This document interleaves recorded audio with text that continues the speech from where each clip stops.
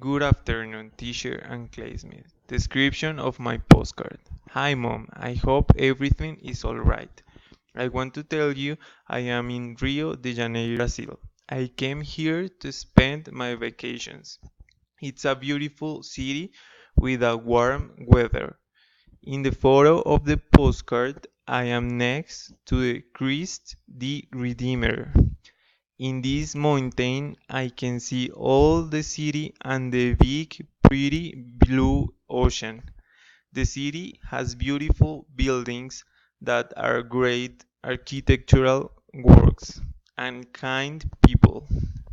Being here I feel very happy and peaceful. Something hard to describe. Something amazing. This place is just awesome. Beautiful, great, wonderful, attractive, and I don't wanna leave.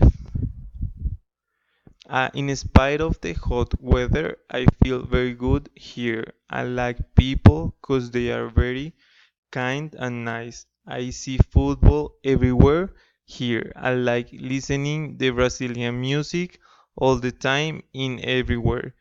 And the carnival is very funny. I'm wearing a skeleton t-shirt, shorts, tennis, cap and black glasses.